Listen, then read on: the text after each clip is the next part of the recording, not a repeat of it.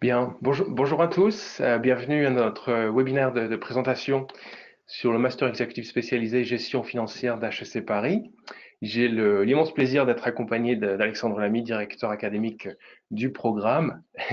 Nous allons donc vous présenter évidemment le programme dans son ensemble. Je vais laisser la parole dans quelques secondes à Alexandre qui vous parlera justement de son contenu, de l'expérience du programme, tandis que je vous présenterai plutôt les aspects plus pratiques tels que le déroulement, le calendrier, etc. Donc nous allons vous présenter le programme pendant une petite heure. Si vous avez des questions, n'hésitez surtout pas à nous les faire parvenir. Peut-être que nous répondrons à certaines questions durant la présentation ou nous les garderons pour de la présentation. Voilà, donc je vais tout de suite laisser la parole à Alexandre et je la reprendrai d'ici une petite trentaine de minutes, 40 minutes. Merci. Bonjour madame, bonjour monsieur, merci d'être là pour avoir quelques informations supplémentaires par rapport à tout ce que vous pouvez savoir sur le site d'HEC Executive Education et tout ce que vous pouvez savoir en contactant Jean-Bernard Tison qui est à votre disposition pour vous donner toutes les informations nécessaires. Alors, le master spécialisé, tu peux me remettre l'écran s'il te plaît? Le master spécialisé gestion financière, c'est l'écran où on se voit là, voilà, merci. Est un programme qui est structuré en 3 séquences. D'une part, une séquence stratégie qui dure une semaine. C'est une des originalités du programme. À HEC, vous allez apprendre beaucoup de choses, beaucoup de techniques, vous allez actualiser vos connaissances, vous allez les élargir. Mais ce qu'on veut vous donner en plus, c'est cette capacité de recul pour que vous ne soyez pas seulement un directeur financier, un directeur comptable, un expert comptable, un contrôleur de gestion, que vous deveniez une sorte de business partner de la direction générale, que même vous puissiez appréhender votre travail personnel et celui des équipes que vous dirigez avec plus de recul et plus de vision stratégique. Une très jolie semaine qui est faite animée par une équipe de professeurs en stratégie et coordonnée par le professeur Frédéric Leroy, qui est un maître en la matière. Les 2 autres séquences constituent le cœur du programme à proprement parler. D'une part, 4 semaines centrées sur la finance, en précisant qu'il s'agit principalement de finance d'entreprise, donc de corporate finance, et que nous n'abordons la finance de marché qu'au travers des besoins d'une direction administrative et financière d'entreprise ou d'organisation quand elle doit s'adresser au marché, chercher des financements, etc. Et puis des semaines de contrôle de gestion, de business performance management, où là, il y a un approfondissement sur tout ce qui est le management de la performance, les outils de costing, le suivi des marges et des profitabilités, les dashboards, les tableaux de bord, l'apprentissage ou la découverte d'innovations de type balance scorecard, démarche VAR et compagnie, etc., etc., etc. Donc, on y fait du contrôle de gestion, mais aussi en logique avec la finance et la stratégie pour, comme je vous le disais tout à l'heure, que vous deveniez le meilleur interlocuteur possible de la direction générale, voire même que le moment venu, notamment si vous êtes déjà DAF, vous puissiez devenir accéder et aspirer à la direction générale. Le programme est structuré en 8 semaines. Il représente un total de 350 heures d'enseignement. Pour faire un parallèle, une année universitaire, c'est environ 500 heures. Donc, nous regroupons en 8 semaines un enseignement d'une haute densité. Outre ces enseignements, le programme comprend 3 travaux personnels que chacun d'entre vous, si vous êtes sélectionné, admis dans ce programme diplômant, faut-il le rappeler, 3 travaux que vous aurez à réaliser, à chaque fois en étant accompagné de façon personnelle et complètement disponible par un professeur d'HEC Ce sera un peu comme si on vous donnait des petits cours particuliers où, selon les sujets que vous traiterez, un expert, quelqu'un de pointu, parfois d'important, avec un poste important, qui vous accompagnera. Alors, ces 3 travaux, c'est d'abord une analyse financière à partir sur une entreprise que vous choisissez, faire le travail d'analyse que vous aurez appris dans la formation en bossant sur les 3-4 derniers bilans et comptes de résultats et en allant aussi loin que possible avec une démarche très structurée. Ça s'appelle diagnostic stratégique et financier parce qu'en application du principe que je vous disais tout à l'heure, nous voulons que vous regardiez ça avec intelligence, avec recul et avec hauteur pour aller au-delà de faire des divisions dans un tableur et de rapporter des ratios qui sont d'ailleurs déjà présents dans les documentations fournies par les entreprises correspondantes. Et enfin, un projet d'action en business performance management que vous ferez normalement en cohérence et là où vous avez votre activité professionnelle, soit concevoir un projet de changement et de progrès pour aller de l'avant, soit même, si vous êtes en situation, non seulement de concevoir le projet, mais de commencer à le mettre en œuvre. Et enfin, le 3e travail, on y reviendra tout à l'heure, c'est probablement le plus difficile, mais c'est aussi quelque chose d'enrichissant. Vous aurez à réaliser une thèse professionnelle. C'est l'équivalent du mémoire Bac+5 pour ceux qui sont déjà, qui ont passé ce niveau d'études. Donc, d'un côté, c'est pas la mer à boire, et d'un autre côté, comme toute grande université, HEC est exigeant en matière de qualité de production là-dessus. C'est pour ça qu'on y reviendra tout à l'heure, comme je vous le disais à l'instant.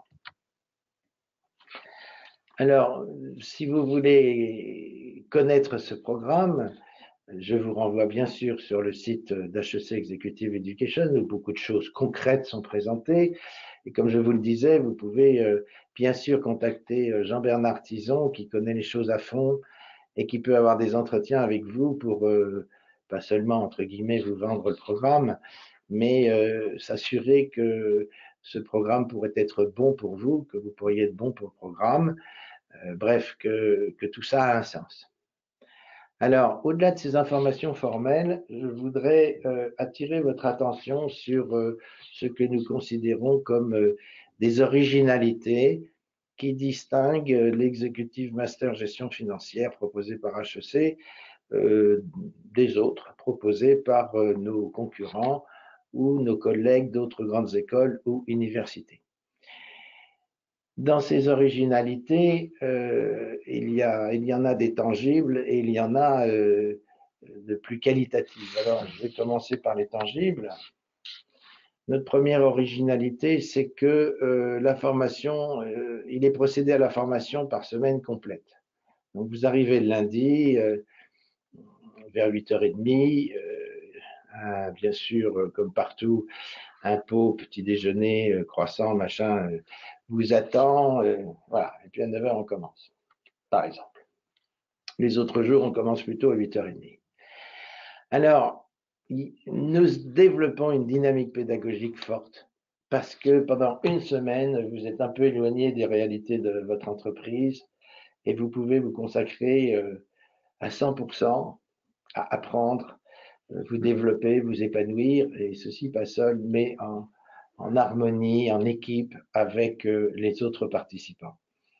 Imaginez que vous vouliez progresser, non pas en finance et en BPM, mais je sais pas, en tennis, au golf ou en peinture sur soie.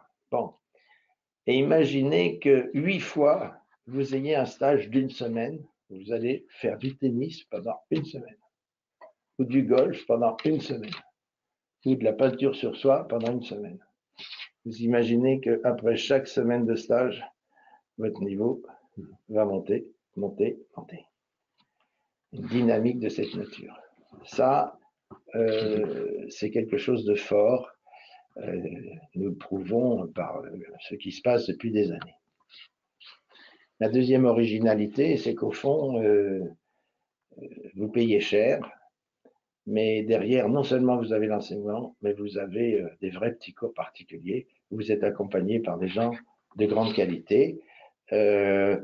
Sur le projet d'action, vous êtes accompagné par un mentor du mois d'avril au mois de septembre. Sur le diagnostic stratégique et financier, vous êtes accompagné par un tuteur du mois de juillet jusqu'au mois de décembre. Et sur la thèse professionnelle, vous êtes accompagné du mois de septembre jusqu'à fin mars de l'année suivante. La troisième originalité, elle est relative parce que nous ne sommes certainement pas les seuls à réfléchir de cette façon. C'est la diversité des profils des participants en termes sectoriels, en termes de type d'entreprise, en termes d'origine géographique, en termes de couleur de peau, en termes de sexe, homme-femme, etc., etc. La diversité, c'est une valeur pour nous, à HEC. Nous croyons beaucoup à la pertinence de la cross-fertilisation par le partage, le transfert d'expérience, en voyant des mêmes objets de connaissances ou de pratiques professionnelles sous des angles différents. Donc, chez nous, vous aurez des banquiers, des experts comptables, des directeurs financiers, des contrôleurs de gestion, des responsables comptables.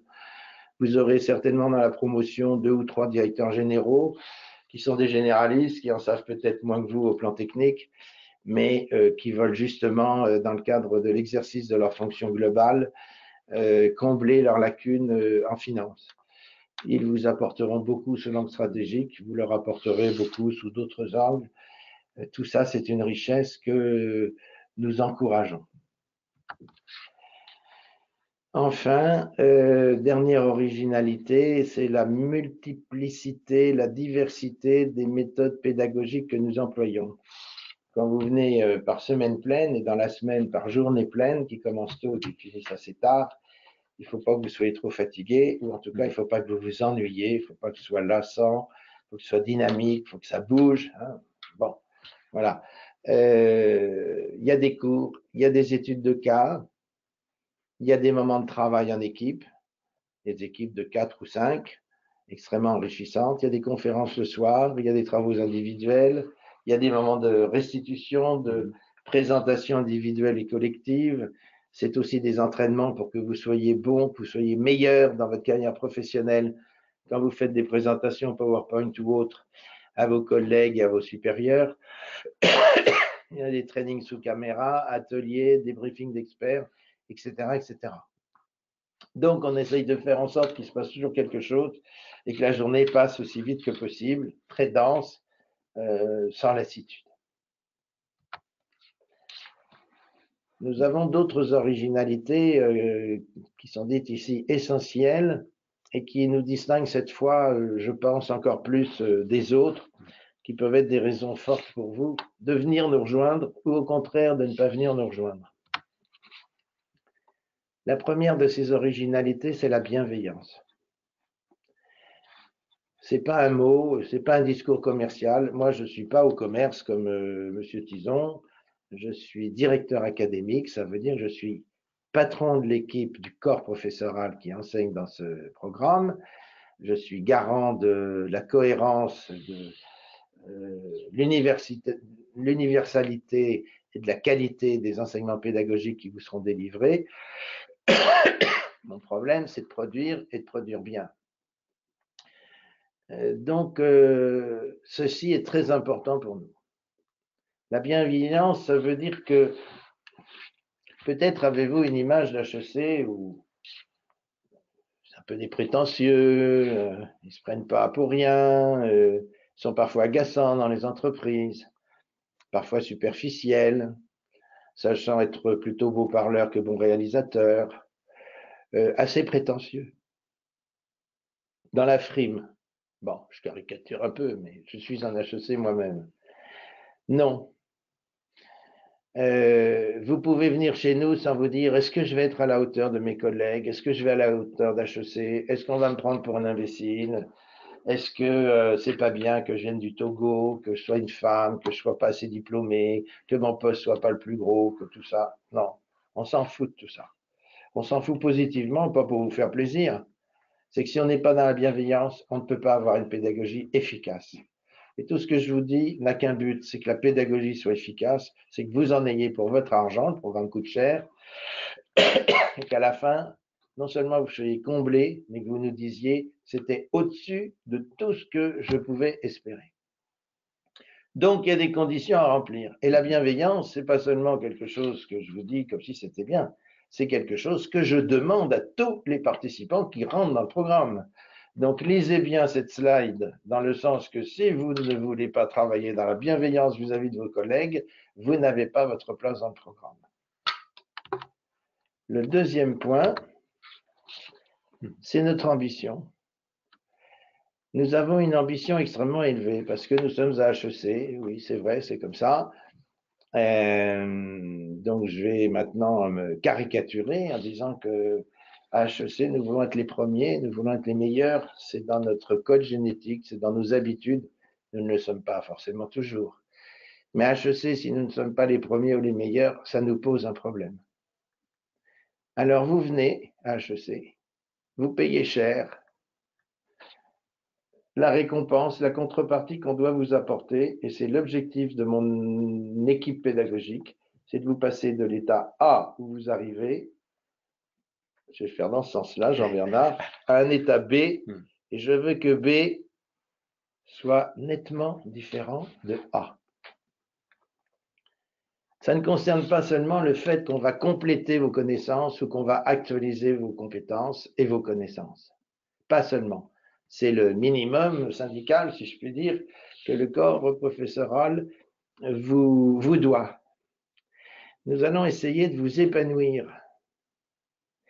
Vous savez, on dit, paraît-il, que nous exploitons tous notre cerveau bien loin de son potentiel maximal. Bon. Et nous savons bien, au regard du vécu que nous pouvons avoir de la vie et de tout ce que nous avons vécu antérieurement, qu'on ne réussit pas tout au maximum de ce qu'on aurait pu faire, qu'on ne fait pas tout d'ailleurs au mieux qu'on aurait pu faire, qu'il y a toutes les circonstances de la vie, et puis que les choses ne sont pas si simples. Supposons que notre potentiel intellectuel, notre potentiel tout court, on l'exploite à 24%. Et bien, ce qu'on va essayer de faire dans cette année que vous allez passer avec nous, c'est de faire passer de 24 à 32%. Présenté comme ça, le challenge n'est pas inouï. Il est possible. Il est réaliste. Et pourtant, imaginez que dans 1 an et demi, vous soyez la même personne que vous êtes aujourd'hui, mais avec 30% de plus dans tous les champs. Le fond, la forme, la consistance, la connaissance, la maîtrise. 30% de plus. Vous voyez, si je prends Jean-Bernard Tison, qui est un être exceptionnel, mais si je le gonfle de 30% dans tous les sens, ça va être extraordinaire. En tout cas, sa vie va changer. Sa vie professionnelle va changer. C'est ça qu'on veut faire. On veut vous épanouir. On veut vous faire fleurir.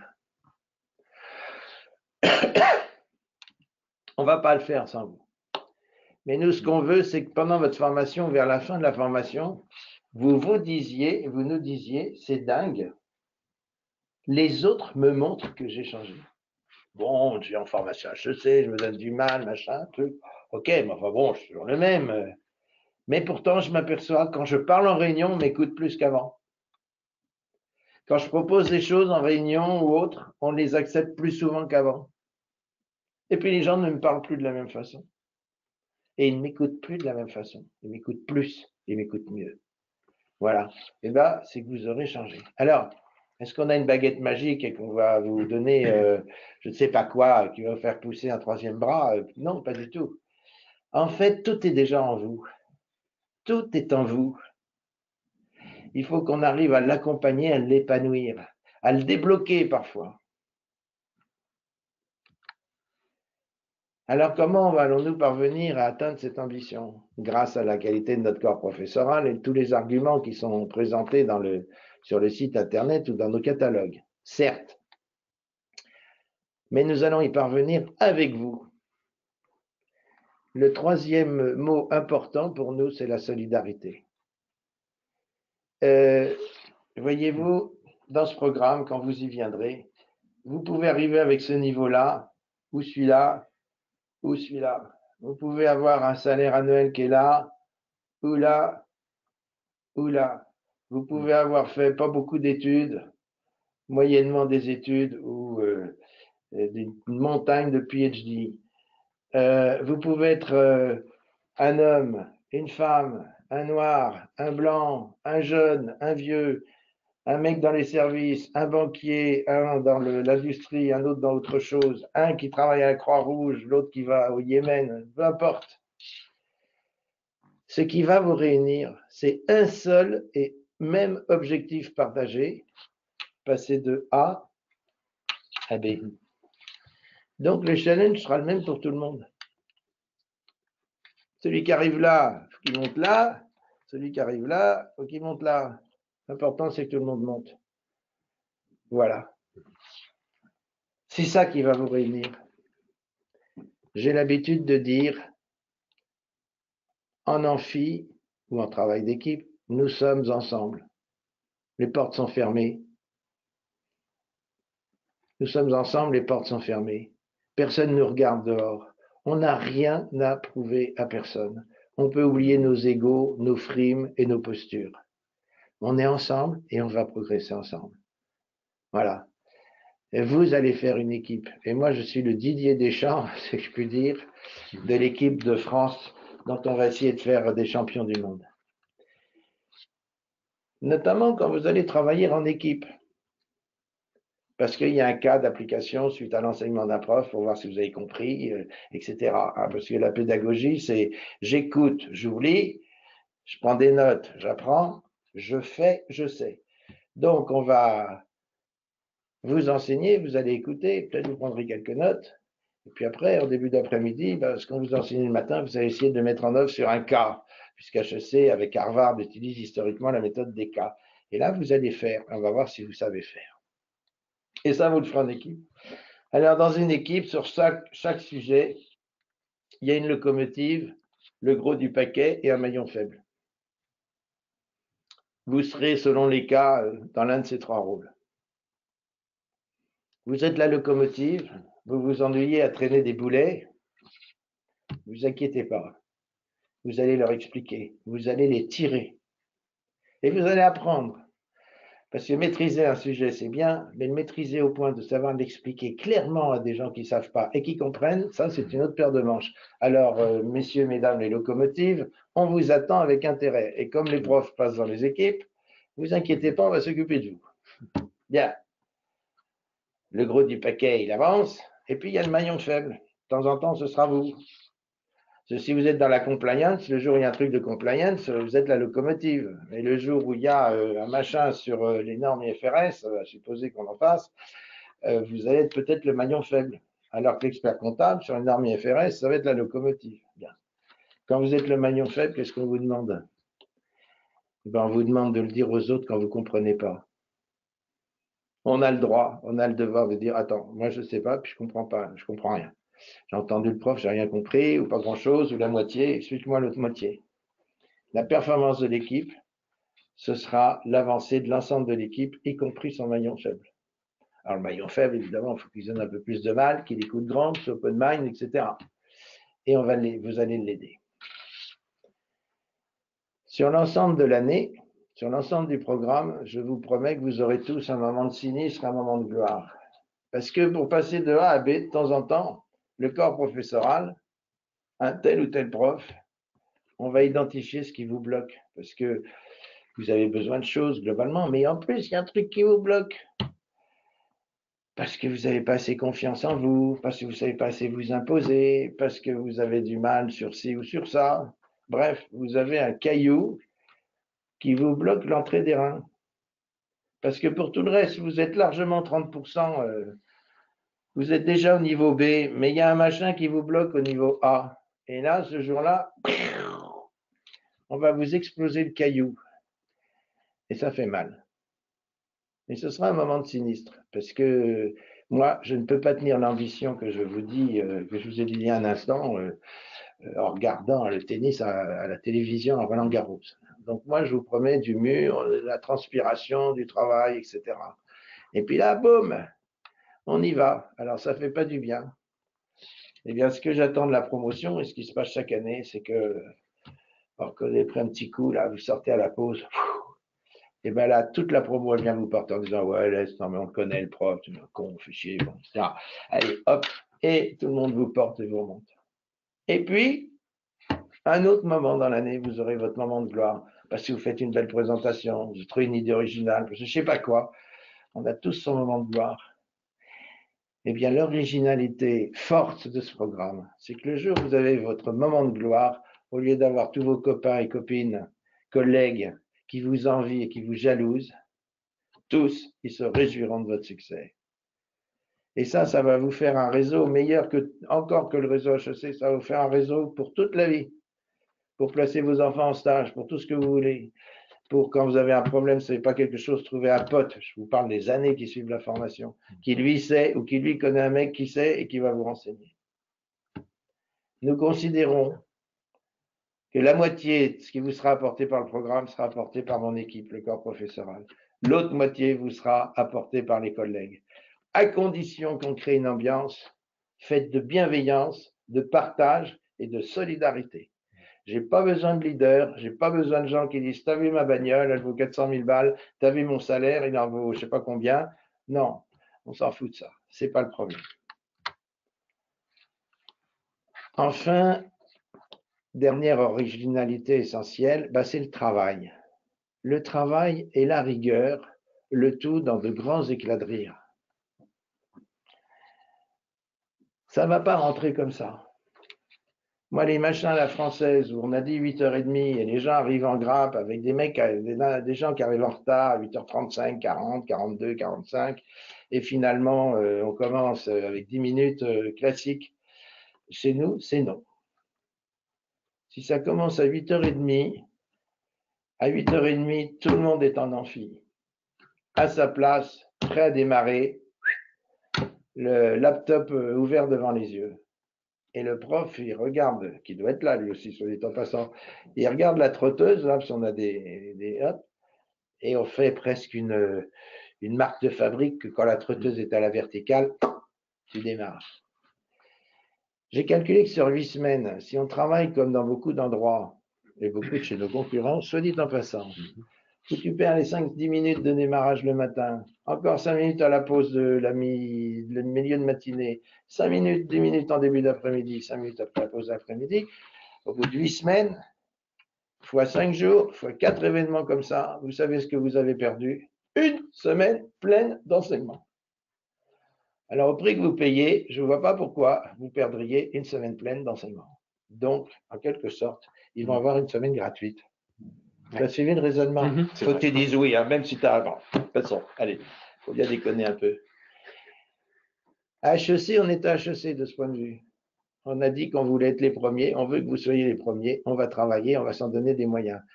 Donc, je vous le dis tout net, si vous voulez juste faire un chèque pour foutre HEC sur votre CV, si c'est ça votre motivation, ne candidatez pas, vous ne nous intéressez pas.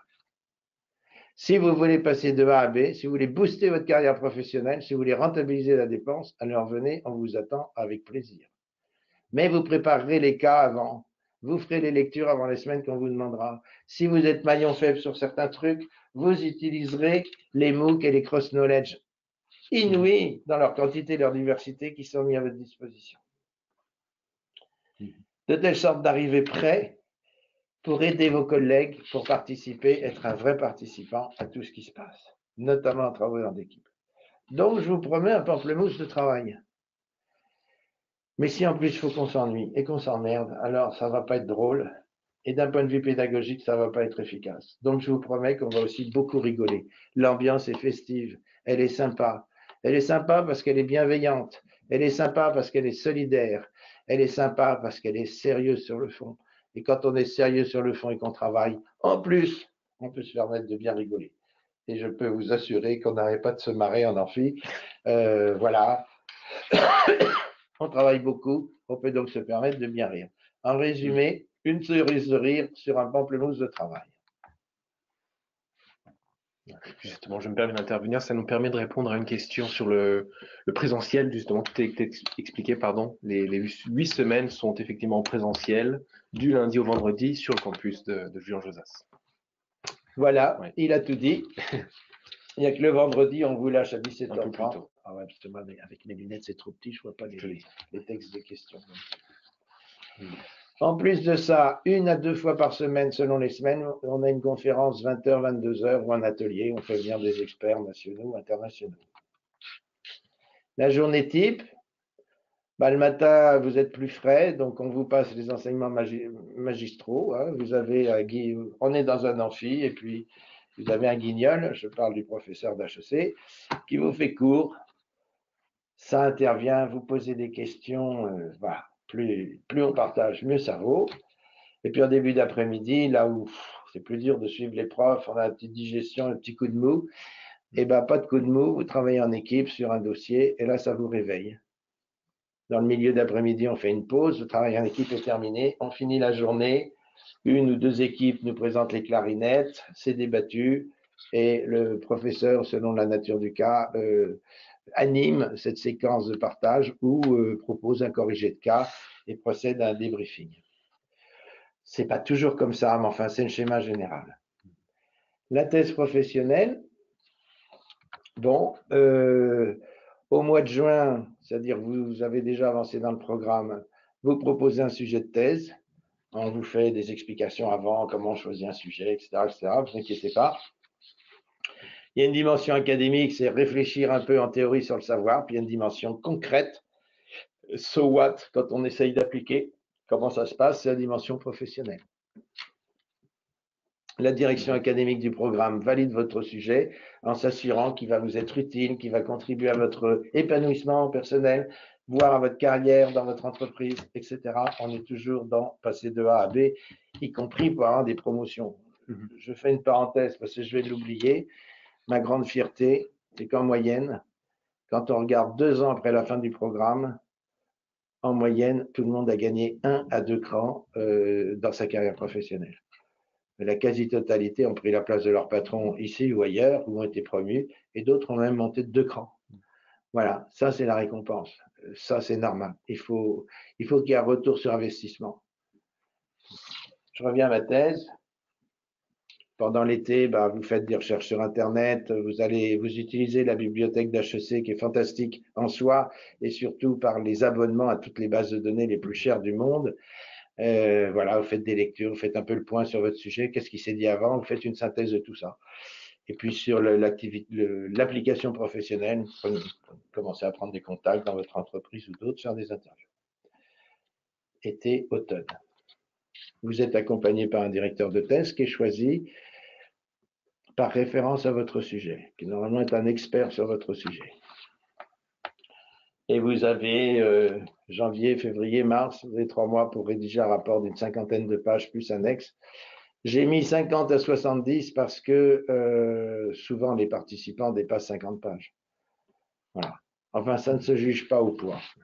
Mais bon, il faut écrire un joli rapport, point doc, hein, ce n'est pas des slides.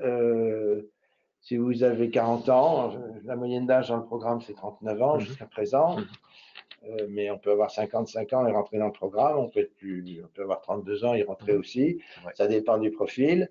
Bon. J'ai perdu le fil de ce que je voulais dire.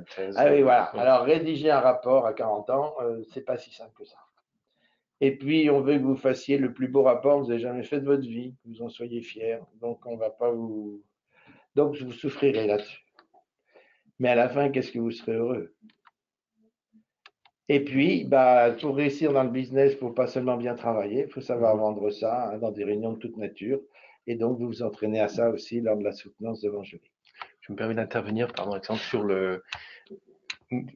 deux questions qui sont similaires et qui justement concernent la thèse. Oui. D'une part, effectivement, les cours sont évidemment dispensés en français et dans leur majorité. En tout cas, les questions concernent effectivement l'anglais et le français, et aussi la possibilité éventuellement de rédiger la thèse en anglais. Ah, c'est très bien. 2 questions intéressantes et merci de les avoir posées. Je vous prie de m'excuser, mais bon, avec mes lunettes, je vois pas bien, alors que le jeune homme ici présent, lui, a des yeux d'enfer. Bien. Alors, au sujet de l'anglais,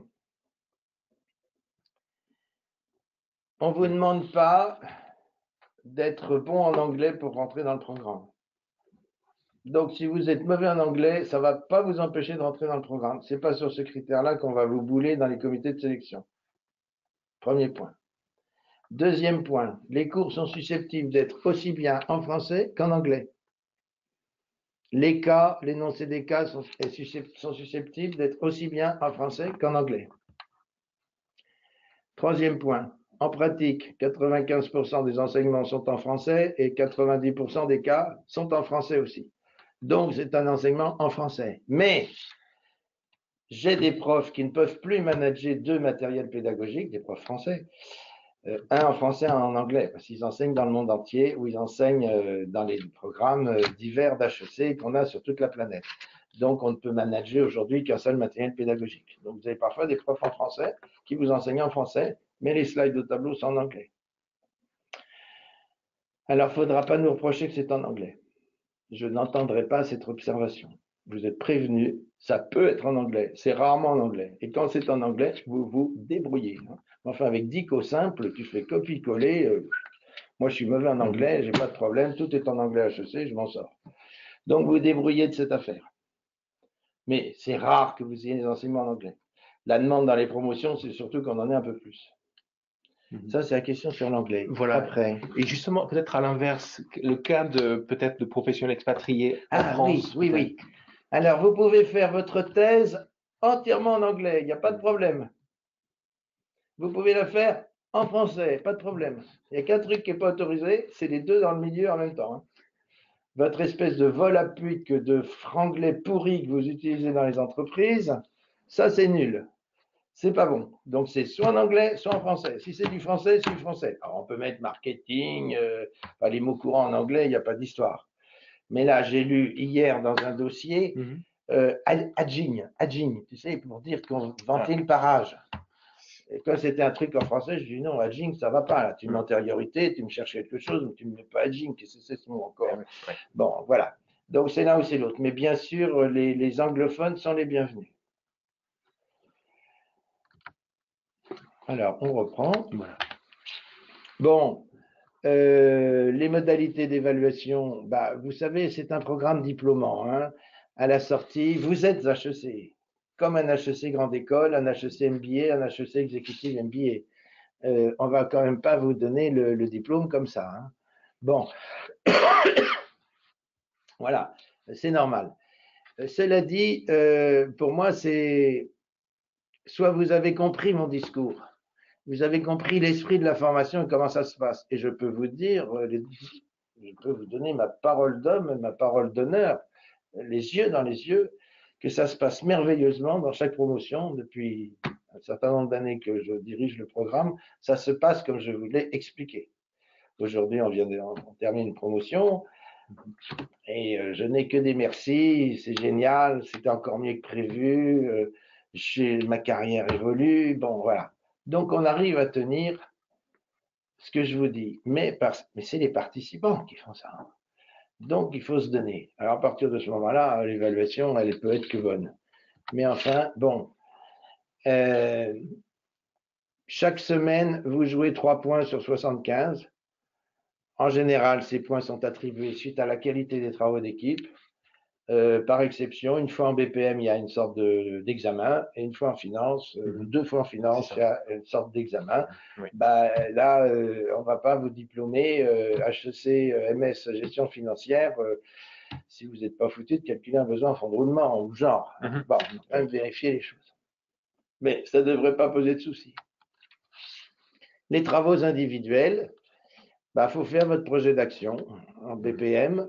Ça fait 9 crédits pour tout vous dire. Et pour faire le diagnostic stratégique et financier, vous êtes accompagné, c'est pareil.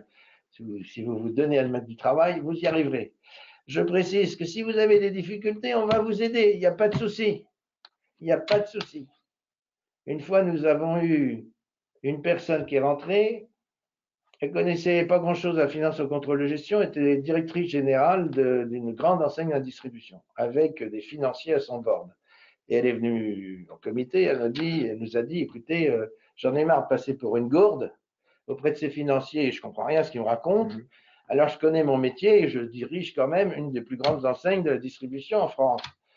Donc venez, je serai bien faible, mais je vais bosser. Bon, et on l'a prise, on l'a aidée. Elle a tellement travaillé, elle était tellement bonne qu'elle a fini major de promotion. Bon. Je ne demande pas ça à tout le monde, enfin, c'est vous le dire. Donc, vous inquiétez pas, si vous bossez, ça va le faire. Et enfin, il y a la thèse professionnelle. Bah oui, ça fait 30 crédits sur 75. C'est faut dire, dans l'enseignement supérieur, l'importance qu'on attache à ce travail. Je vais maintenant passer la parole à mon collègue qui va vous donner quelques autres informations sur le programme. Très bien.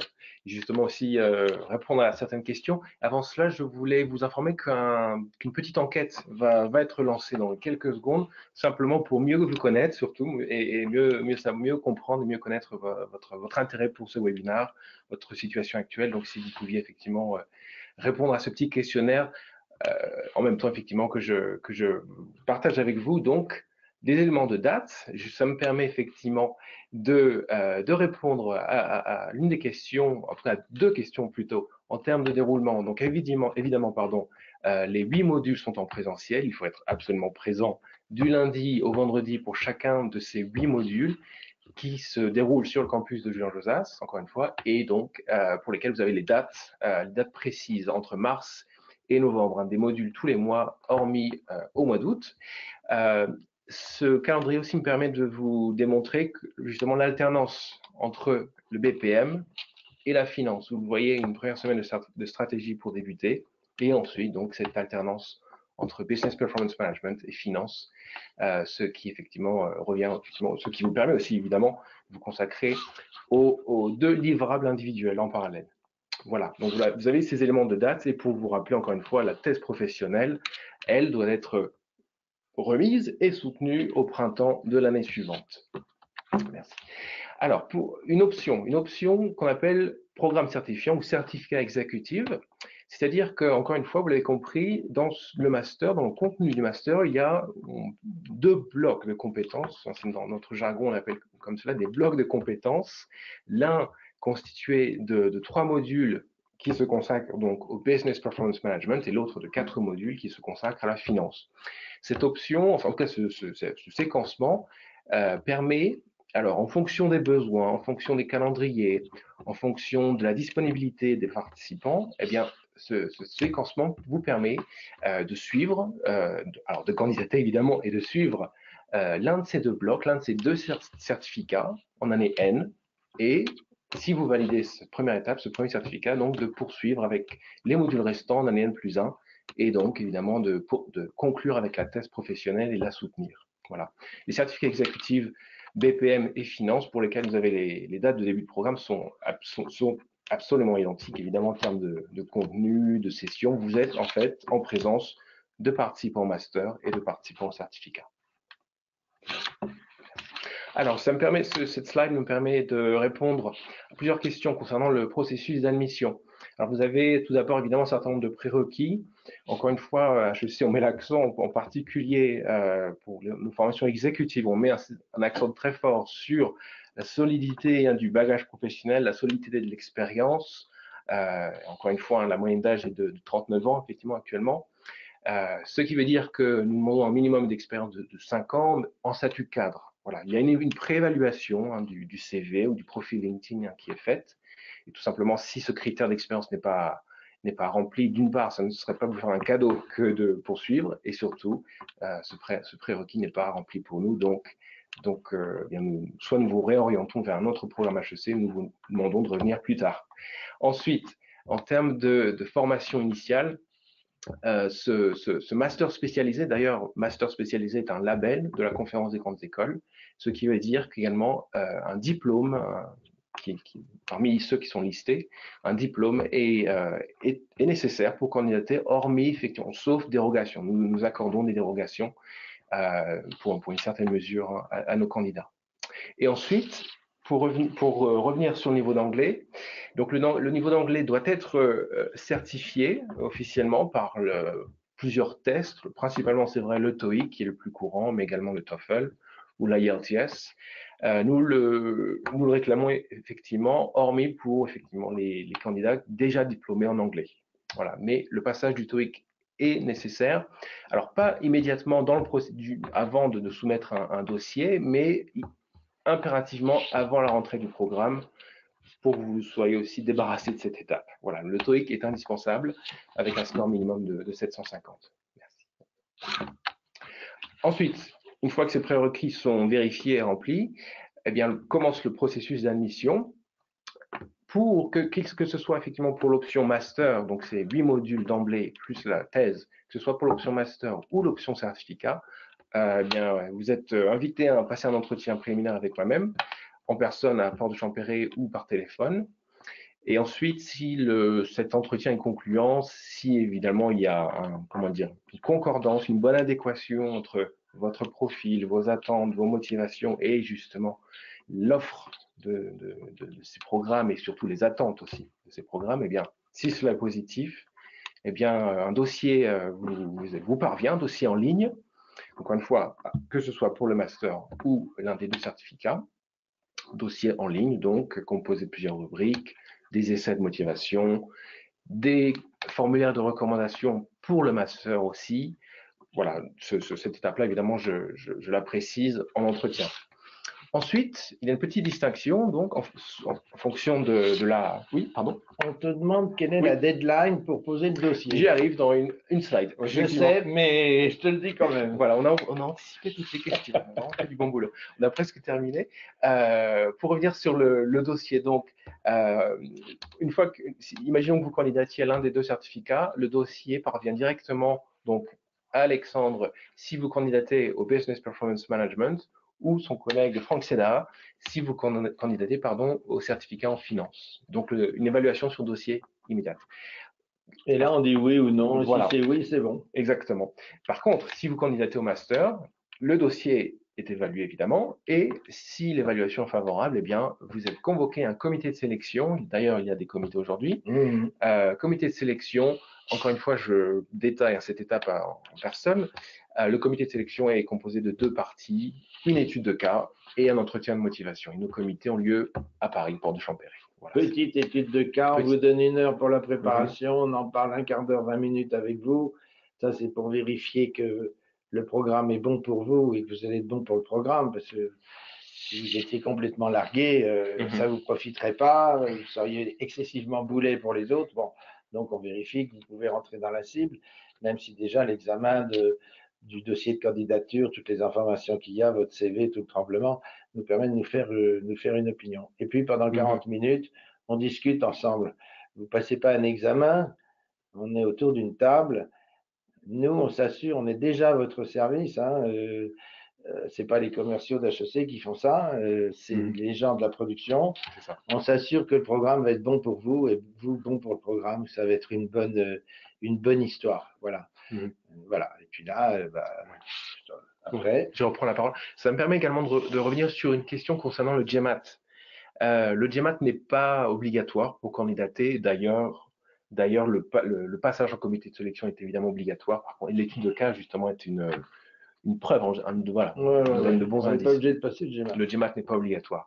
Et ensuite, donc, lorsque votre passage en comité est terminé, eh bien, un avis est émis et l'avis est entériné lors d'un jury final par notre directrice des programmes exécutifs. Pour en venir effectivement aux éléments de date. Alors, je vous rappelle, la rentrée du master, c'est l'année prochaine, le 16 mars 2020. À l'heure actuelle, la prochaine deadline, la prochaine effectivement date, les prochaines échéances pour candidater, en tout cas pour déposer un dossier, c'est le 16 octobre actuellement. Pas mieux vaut le déposer avant s'ils veulent. Ah oui, 16 octobre, 27 septembre, oui. Bon, voilà. Donc, il faut qu'ils se dépêchent s'ils veulent passer en comité le 16 octobre, sinon ils passeront au comité suivant. Exactement, c'est la prochaine, mais évidemment, le cycle des admissions se poursuivra au-delà. Tout cet automne. Voilà, exactement. Tout cet automne, mais je vous mets en garde. On a pas mal de demandes. On en aura peut-être plus cette année que les années précédentes. Exactement. Oui. Et donc, il est possible que cette année, comment dire, je ne puisse pas retenir des personnes qui normalement auraient été retenues, parce que quand l'amphi est plein, il est plein. Donc, on n'est pas dans la course de petits chevaux, ça va, on est le 27 septembre, tout va bien.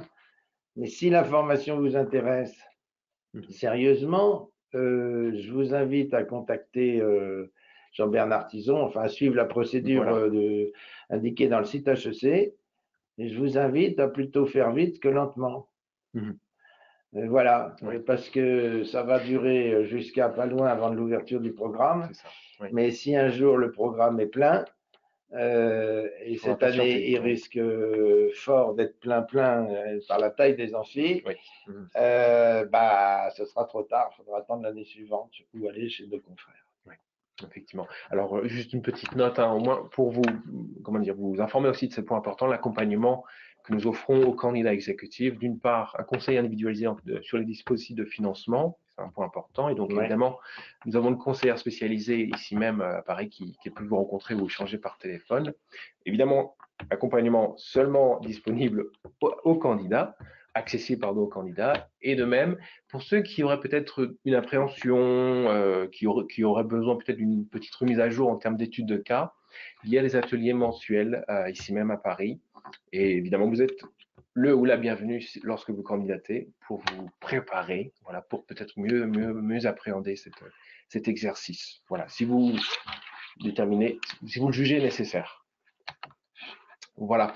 Et enfin, donc pour revenir sur nos contacts, donc effectivement, si vous êtes dans une situation, si vous avez le sentiment que voilà, vous souhaitez tenter votre chance, que vous souhaitez en savoir plus sur le programme, sur le contenu, sur les livrables, sur la dynamique de classe, l'effectif, etc., surtout, eh bien, vous pouvez me contacter directement ou mon collègue Pedro Mota, donc vous avez les coordonnées.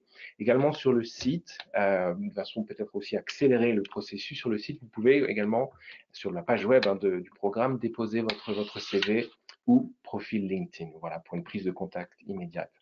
Donc, il nous reste une petite dizaine de minutes pour des questions. Peut-être que Alexandre, tu souhaitais ajouter des commentaires, mais je crois que nous avons répondu aux questions effectivement qui ont été posées. Pour ce qui est du contenu, évidemment, le contenu, eh bien, je peux le partager évidemment avec des candidats. Hein. Il y a une question effectivement. Oui, on n'a pas le temps ici de vous indiquer le contenu jour à jour de chacune des semaines, mais je crois que ça figure sur le site et en l'occurrence, Jean-Bernard pourra vous en dire aussi des mots si vous le contactez. Alors, je voudrais, pour finir cet exposé, c'est vrai qu'il nous restera quelques minutes, n'hésitez pas à écrire vos questions là sur le chat où on va y répondre. Voilà, alors ça c'est le tout dernier moment de la formation. C'est ce qu'on appelle le commencement de day. C'est marrant comme nom, hein, alors que c'est à la fin. Voilà, c'est au mois de juin. Le campus de Jouy-en-Josas, c'est merveilleux. Vous avez fait toutes vos semaines, vous avez fait tous vos travaux. Et puis, vous êtes invité à la remise du diplôme. Il y a entre 2 et 3 000 personnes, le même grand chapiteau que du temps de l'université du MEDEF à Jouy-en-Josas. Voilà, vous êtes, bon, alors, c'est un petit côté américain, bon, anglo-saxon, c'est vrai qu'on vous prête des toges, des trucs, des machins, vous êtes un peu déguisés, et vous venez avec votre mari, votre femme, vos enfants, si c'est des enfants en bas âge, et puis voilà, c'est un beau moment, une belle journée de cérémonie avec champagne, petit four et tout ce qu'on peut entendre. Il faut se tartiner quelques discours des huiles d'HEC et autres. En général, il y a un grand PDG du CAC 40 aussi qui vient nous tartiner un peu. Bon, ça, on subit. Et puis, c'est la grande fête. C'est un beau moment. Vous passez sur l'estrade, on vous remet le diplôme. Tout le monde est fier de vous. Et vous pouvez jeter un coup d'œil sur cette image-là. Ça, c'est la promotion Executive Master Gestion financière. Enfin, c'est marqué sur le panneau, même si on ne voit pas bien, mais je veux garantir que ce sont mes participants. Ils ne sont pas tous là parce que certains étaient à l'étranger et n'ont pas forcément pu venir ce jour-là. Mais voilà. Et vous voyez leur mine réjouie, regardez leur sourire, regardez, ils s'éclatent, ils sont heureux, ils sont contents. Ils en ont bavé, ils sont fiers du résultat et voilà. Et je vous souhaite de vivre la même chose. C'est un moment émouvant. Je vois peut-être une dernière question, à moins qu'une autre soit posée, mais concernant le financement de la formation. Alors ce point-là, évidemment, je pourrais l'aborder en personne ou individuellement avec chacun d'entre vous. Effectivement, alors là, les financements sont divers, financement par entreprise, financement personnel, une sorte de package en fait pour effectivement pour aboutir au financement de la formation. Mais ce point-là est traité individuellement.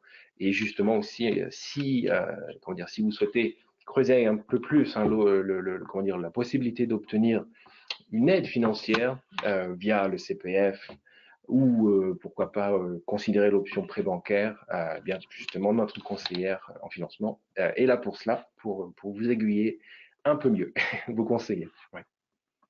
Bon, eh ben, il est presque l'heure et Oui, puis on n'a plus de plus de questions. questions, je Donc, on crois. vous remercie de nous avoir écoutés, à supposer que vous soyez encore là.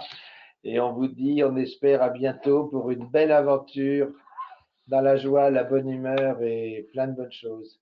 En attendant, on vous souhaite plein de bonnes choses à vous dans les jours, les semaines et les années qui viennent. Merci. Merci à vous. Au Au revoir. revoir.